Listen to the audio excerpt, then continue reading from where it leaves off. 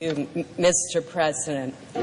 Mr. President, the 5 previous times that I've come to the floor to explain my vote on the nomination of a justice to the United States Supreme Court, I have begun my floor remarks explaining my decision with a recognition of the solemn nature and the importance of the occasion.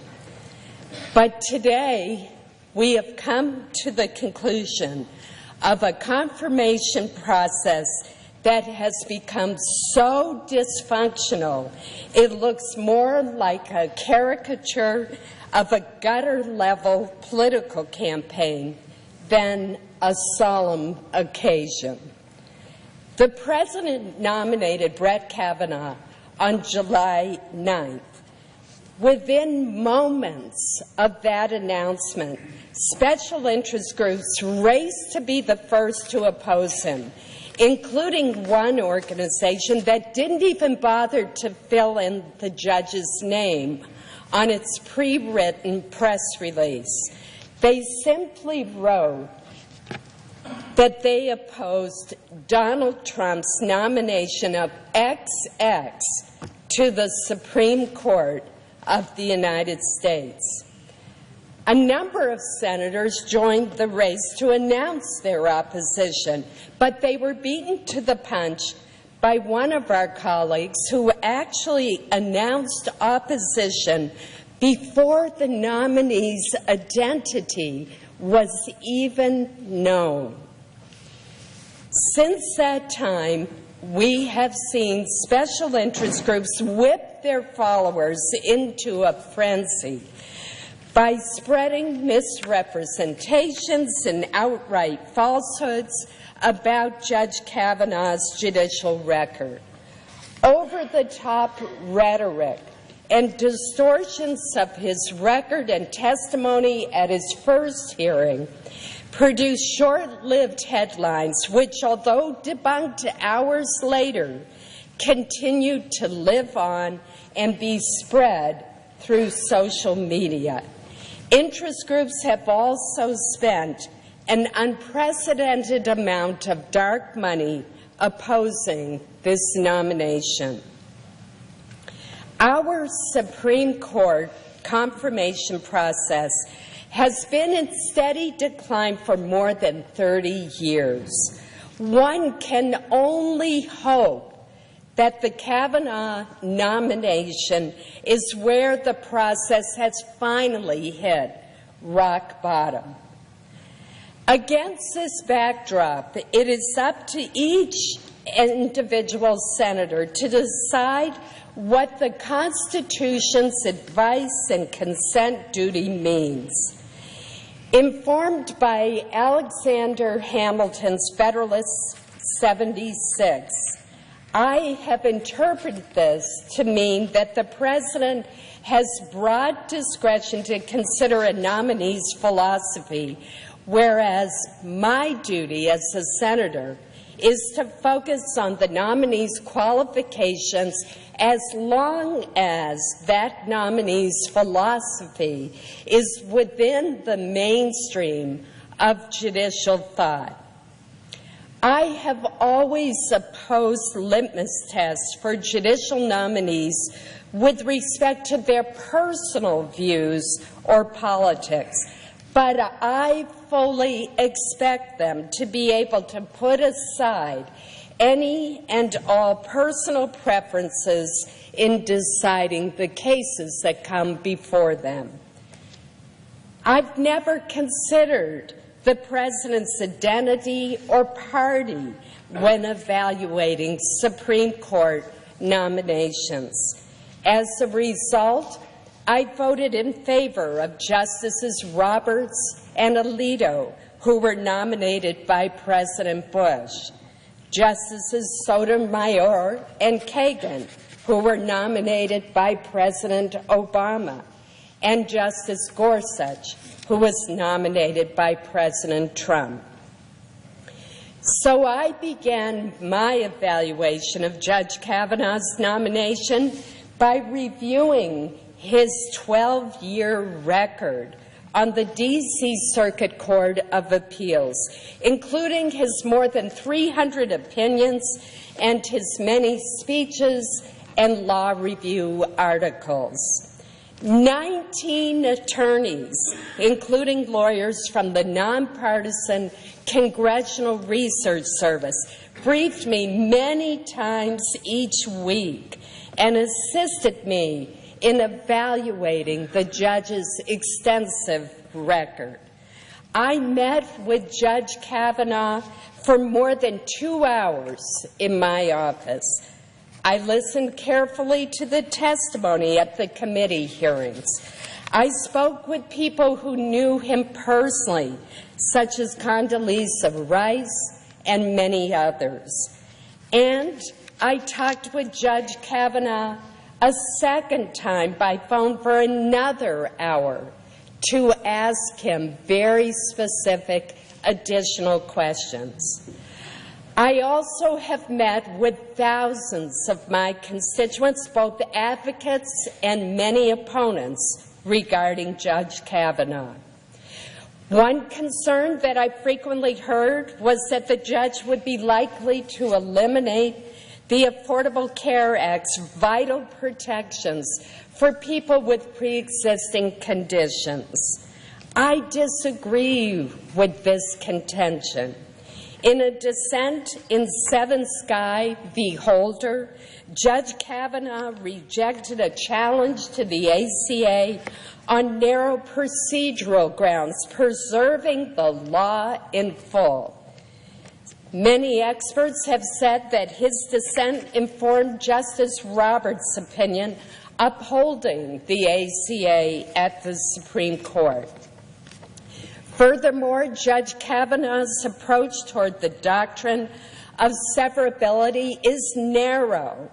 When a part of a statute is challenged on constitutional grounds, he has argued for severing the invalid clause as surgically as possible while allowing the overall law to remain intact. This was his approach in his dissent in a case that involved a challenge to the structure of the Consumer Financial Protection Bureau. In his dissent, Judge Kavanaugh argued for, quote, severing any problematic portions while leaving the remainder intact, end quote. Given the current challenges to the ACA, proponents, including myself, of protections for people with pre-existing conditions should want a justice who would take just this kind of approach. Another assertion that I've heard often is that Judge Kavanaugh cannot be trusted if a case involving alleged wrongdoing by the President were to come before the court. The basis for this argument seems to be twofold. First, Judge Kavanaugh has written that he believes that Congress should enact legislation to protect presidents from criminal prosecution or civil liability while in office. Mr. President, I believe opponents miss the mark on this issue. The fact that Judge Kavanaugh offered this legislative proposal suggests that he believes that the President does not have such protection currently. Second, there are some who argue that given the current special counsel investigation, President Trump should not even be allowed to nominate a justice. That argument ignores our recent history. President Clinton in 1993 nominated Justice Ginsburg after the Whitewater investigation was already underway, and she was confirmed 96-3. The next year, just 3 months after independent counsel Robert Fisk was named to lead the Whitewater investigation, President Clinton nominated Justice Breyer. He was confirmed 87-9. Supreme Court justices have not hesitated to rule against the presidents who have nominated them, perhaps most notably in the United States versus Nixon. 3 Nixon appointees who heard the case joined the unanimous opinion against him. Judge Kavanaugh has been unequivocal in his belief that no president is above the law. He has stated that Marbury versus Madison, Youngstown Steel versus Sawyer, and the United States versus Nixon are 3 of the 4 greatest Supreme Court cases in history. What do they have in common? Each of them is a case where Congress served as a check on presidential power. And I would note that the 4th case that Judge Kavanaugh has pointed to as the greatest in history was Brown versus the Board of Education. One Kavanaugh decision illustrates the point about the check on presidential power directly. He wrote the opinion in Hamdan versus the United States, a case that challenges the Bush administration's military commission prosecution of an associate of Osama bin Laden. This conviction was very important to the Bush administration, but Judge Kavanaugh, who had been appointed to the D.C. Circuit by President Bush and had worked in President Bush's White House, ruled that the conviction was unlawful. As he explained during the hearing, quote, "We don't make decisions based on who people are or their policy preferences or the moment. We base decisions on the law," end quote. Others I've met with have expressed concerns that Justice Kennedy's retirement threatens the right of same-sex couples to marry. Yet Judge Kavanaugh described the Obergefell decision, which legalized same-gender marriages, as an important landmark precedent. He also cited Justice Kennedy's recent masterpiece cake shop opinion for the court's majority, stating that, quote, "The days of treating gay and lesbian Americans or gay and lesbian couples as second-class citizens who are inferior in dignity and worth are over in the Supreme Court," end quote. Others have suggested that the judge holds extreme views on birth control. In one case, Judge Kavanaugh incurred the disfavor of both sides of the political spectrum for seeking to ensure the availability of contraceptive services for women while minimizing the involvement of employers with religious objections. Although his critics frequently overlooked this point, Judge Kavanaugh's dissent rejected arguments that the government did not have a compelling interest in facilitating access to contraception. In fact, he wrote that the Supreme Court precedent strongly suggested that there was a compelling interest in facilitating access to birth control. There has also been considerable focus on the future of abortion rights based on the concern that Judge Kavanaugh would seek to overturn Roe v. Wade. Protecting this right is important to me. To my knowledge, Judge Kavanaugh is the first Supreme Court nominee to express the view that precedent is not merely a practice and tradition, but rooted in Article 3 of our Constitution itself. He believes that precedent is not just a judicial policy, it is constitutionally dictated to pay attention and pay heed to rules of precedent. In other words, precedent isn't a goal or an aspiration. It is a constitutional tenet that has to be followed except in the most extraordinary circumstances. The judge further explained that precedent provides stability, predictability, reliance, and fairness. There are, of course, rare and extraordinary times where the Supreme Court would rightly overturn a precedent. The most famous example was when the Supreme Court in Brown versus the Board of Education overruled Plessy versus Ferguson, correcting a grievously wrong decision, to use the judge's term, allowing racial inequality. But someone who believes that the importance of precedent has been rooted in the Constitution would follow long-established precedent, except in those rare circumstances where a decision is grievously wrong or deeply inconsistent with the law. Those are Judge Kavanaugh's phrases. As the judge asserted to me, a long-established precedent is not something to be trimmed, narrowed, discarded, or overlooked. Its roots in the Constitution give the concept of stare decisis greater weight, such that the precedent can't be trimmed or narrowed simply because a judge might want to on a whim.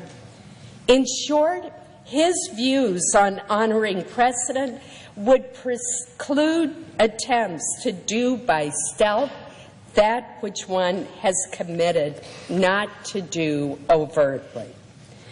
Noting that Roe v. Wade was decided 45 years ago and reaffirmed 19 years later in Planned Parenthood versus Casey, I asked Judge Kavanaugh whether the passage of time is relevant to following precedent.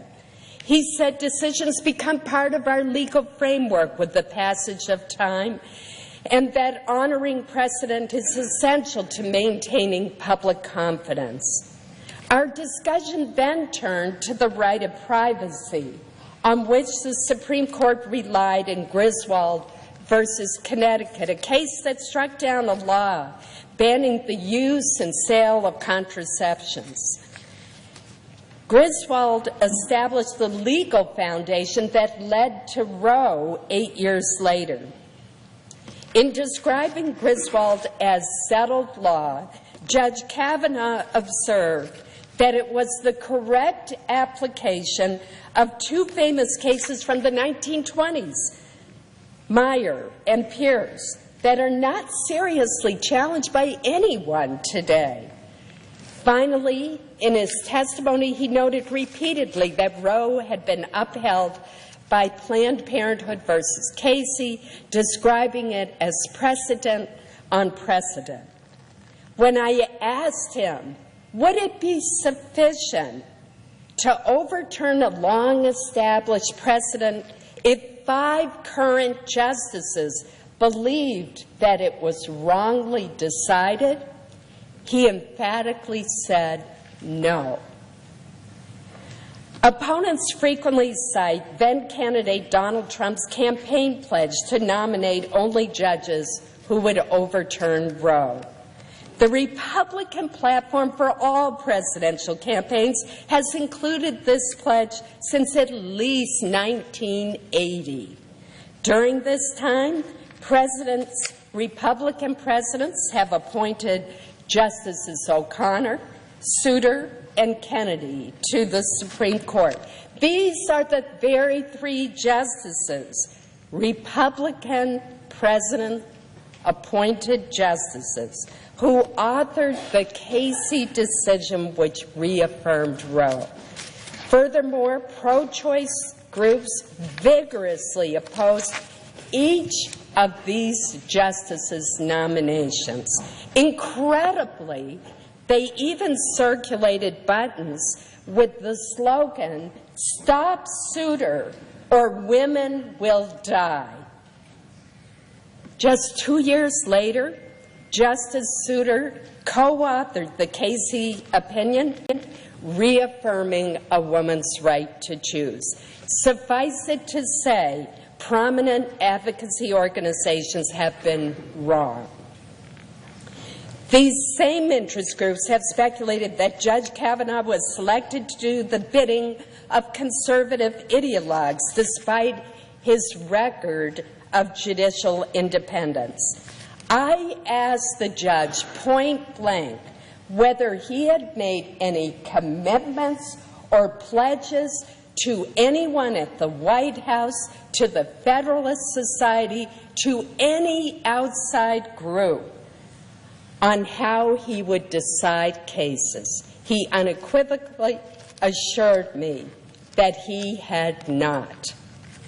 Judge Kavanaugh has received rave reviews for his 12-year track record as a judge, including for his judicial temperament. The American Bar Association gave him its highest possible rating.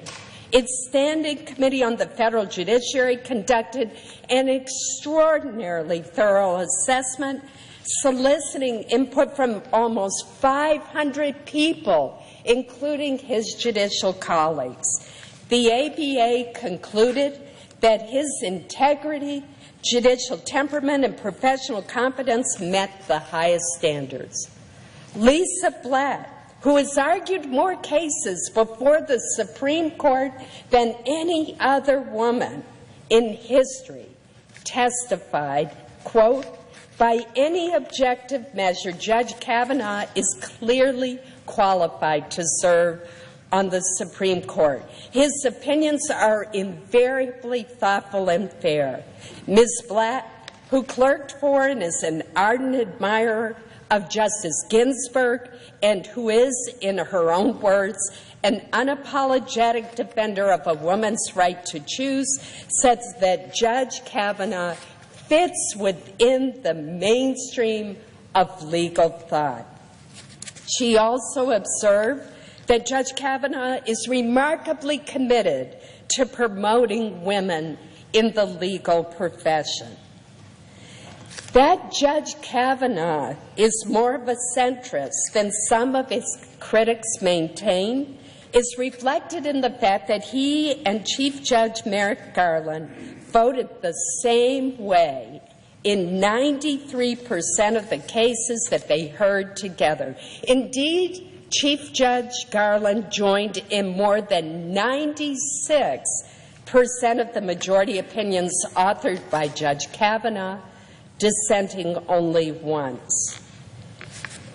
Despite all this, after weeks of reviewing Judge Kavanaugh's record and listening to 32 hours of his testimony, the Senate's advice and consent role was thrown into a tailspin following the allegations of sexual assault by Professor Christine Blasey Ford.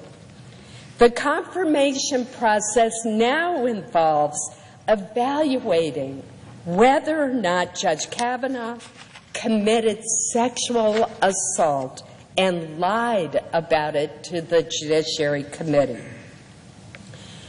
Some argue that because this is a lifetime appointment to our highest court, the public interest requires that doubts be resolved against the nominee. Others see the public interest as embodied in our long-established tradition of affording to those accused of misconduct a presumption of innocence. In cases in which the facts are unclear, they would argue that the question should be resolved in favor of the nominee. Mr. President, I understand both viewpoints. This debate is complicated further by the fact that the Senate confirmation process is not a trial. But certain fundamental legal principles about due process, the presumption of innocence, and fairness do bear on my thinking and I cannot abandon them.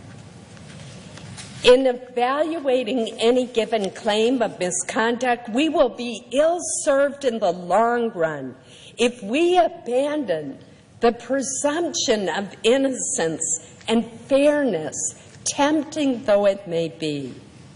We must always remember that it is when passions are most inflamed that fairness is most in jeopardy. The presumption of innocence is relevant to the advice and consent function when an accusation departs from a nominee's otherwise exemplary record. I worry that departing from this presumption could lead to a lack of public faith in the judiciary and would be hugely damaging to the confirmation process moving forward. Some of the allegations levied against Judge Kavanaugh illustrate why the presumption of innocence is so important. I am thinking in particular not of the allegations raised by Professor Ford, but of the allegation that when he was a teenager, Judge Kavanaugh drugged multiple girls and used their weakened state to facilitate gang rape. This outlandish allegation was put forth without any credible supporting evidence and simply parroted public statements of others. That such an allegation can find its way into the Supreme Court confirmation process is a stark reminder about why the presumption of innocence is so ingrained in our American consciousness. Mr. President, I listened carefully to Christine Blasey Ford's testimony before the Judiciary Committee. I found her testimony to be sincere, painful, and compelling. I believe that she is a survivor of a sexual assault and that this trauma has upended her life. Nevertheless, the 4 witnesses she named could not corroborate any of the events of that evening gathering where she says the assault occurred. None of the individuals Professor Ford says were at the party has any recollection at all of that night. Judge Kavanaugh forcefully denied the allegations under penalty of perjury. Mark Judge denied under penalty of felony that he had witnessed an assault. P.J. Smith, another person allegedly at the party, denied that he was there under penalty of felony. Professor Ford's lifelong friend, Leland Kaiser, indicated that under penalty of felony, she does not remember that party. And Ms. Kaiser went further. She indicated that not only does she not remember a night like that, but also that she does not even know Brett Kavanaugh. In addition to the lack of corroborating evidence, we also learned some facts that raise more questions. For instance, since these allegations have become public, Professor Ford testified that not a single person has contacted her to say, "I was at the party that night." Furthermore, the professor testified that although she does not remember how she got home that evening, she knew that because of the distance, she would have needed a ride. Yet not a single person has come forward to say that they were the one who drove her home or were in the car with her that night.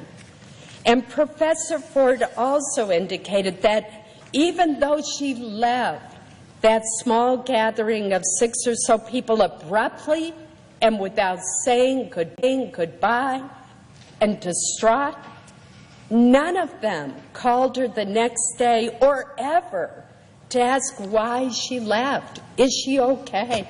Not even her closest friend, Ms. Kaiser. Mr. President, the Constitution does not provide guidance on how we are supposed to evaluate these competing claims. It leaves that decision up to each senator. This is not a criminal trial, and I do not believe that the claims such as these need to be proved beyond a reasonable doubt. Nevertheless, fairness would dictate that the claims at least should meet a threshold of more likely than not as our standard. The facts presented do not mean that Professor Ford was not sexually assaulted that night or at some other time, but they do lead me to conclude that the allegations failed to meet the more likely than not standard. Therefore, I do not believe that these charges can fairly prevent Judge Kavanaugh from serving on the court.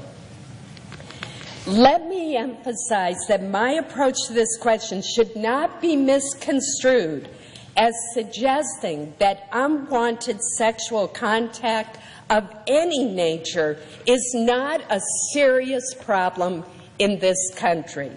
To the contrary, if any good at all has come from this ugly confirmation process, it has been to create an awareness that we have underestimated the pervasiveness of this terrible problem.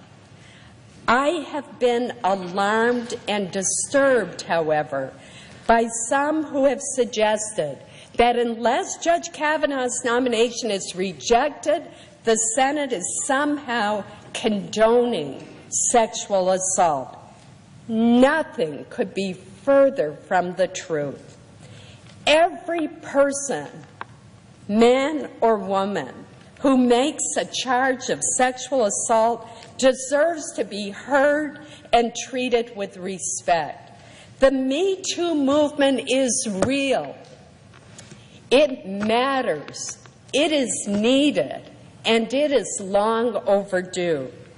We know that rape and sexual assault are less likely to be reported to the police than other forms of assault.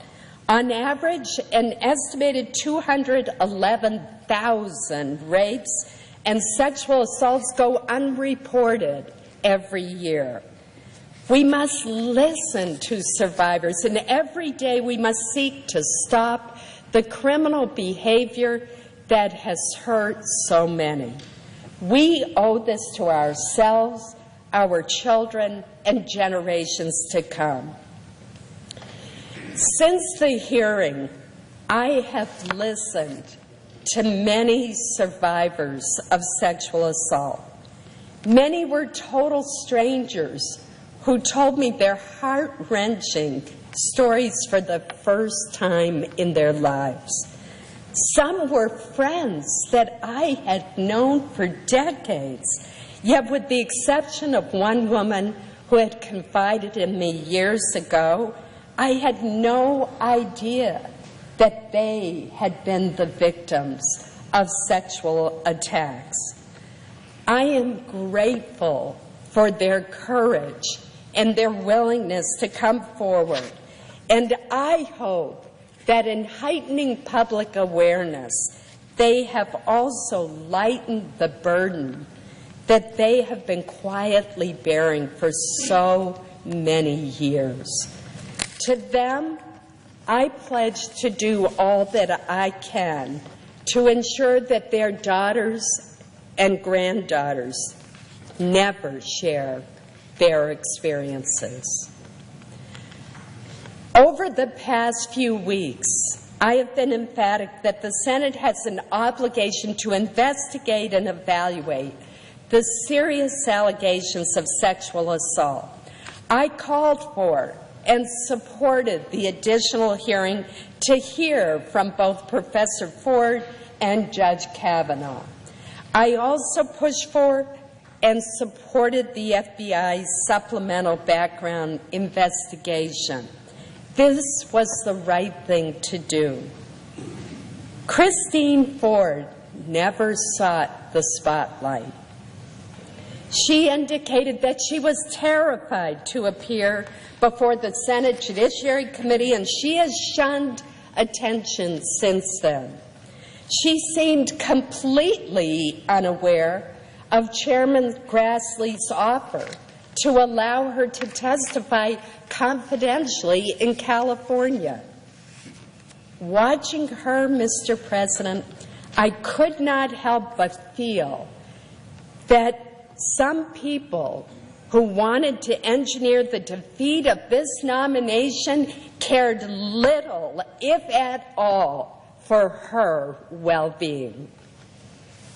Professor Ford testified that a very limited number of people had access to her letter. Yet that letter found its way into the public domain. She testified that she never gave permission for that very private letter to be released. And yet, here we are. We are in the middle of a fight that she never sought, arguing about claims that she wanted to raise confidentially. Now, one theory I've heard espoused repeatedly is that our colleague, Senator Feinstein, leaked Professor Ford's letter at the 11th hour to derail this process. I want to state this very clearly. I know Senator Dianne Feinstein extremely well, and I believe that she would never do that. I knew that to be the case before she even stated it at the hearing. She is a person of integrity, and I stand by her. I have also heard some argue that the chairman of the committee somehow treated Professor Ford unfairly. Nothing could be further from the truth. Chairman Grassley, along with his excellent staff, treated Professor Ford with compassion and respect throughout the entire process. And that is the way the senator from Iowa has conducted himself throughout a lifetime dedicated to public service. But the fact remains, Mr. President, someone leaked this letter against Professor Ford's express wishes. I suspect, regrettably, that we will never know for certain who did it. To that leaker, who I hope is listening now, let me say that what you did was unconscionable. You have taken a survivor who was not only entitled to your respect, but who also trusted you to protect her. And you have sacrificed her well-being in a misguided attempt to win whatever political crusade you think you are fighting.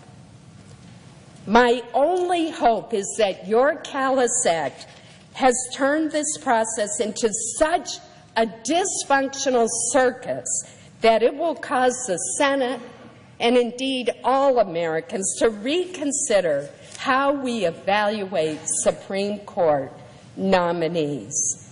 If that happens, then the appalling lack of compassion you afforded Professor Ford will at least have some unintended positive consequences.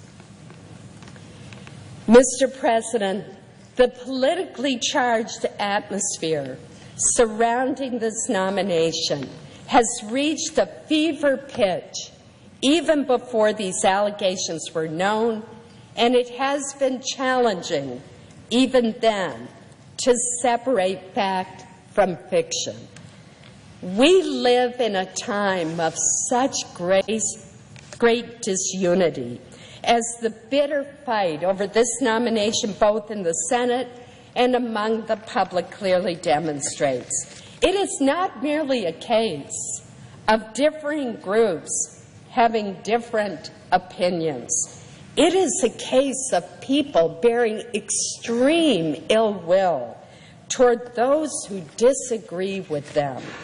In our intense focus on our differences, we have forgotten the common values that bind us together as Americans.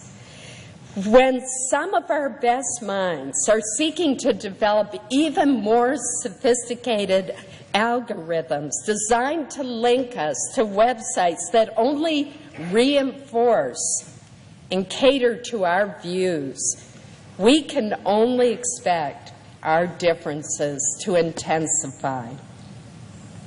This would have alarmed the drafters of our Constitution, who were acutely aware that different values and interests could prevent Americans from becoming and remaining a single people. Indeed, of the 6 objectives they invoked in the preamble to the Constitution, the one that they put first was the formation of a more perfect union. Their vision of a more perfect union does not exist today. And if anything, we appear to be moving farther away from it. It is particularly worrisome that the Supreme Court, the institution that most Americans see as the principal guardian of our shared constitutional heritage, is viewed as part of the problem through a political lens. Mr. President, we've heard a lot of charges and countercharges about Judge Kavanaugh. But as those who have known him best have attested, he has been an exemplary public servant, judge, teacher, coach, husband, and father. Despite the turbulent, bitter fights surrounding his nomination, my fervent hope is that Brett Kavanaugh will work to lessen the divisions in the Supreme Court so that we have far fewer 5-4 decisions, and so that public confidence in our judiciary and our highest court is restored. Mr. President, I will vote to confirm Judge Kavanaugh. Thank you, Mr. President.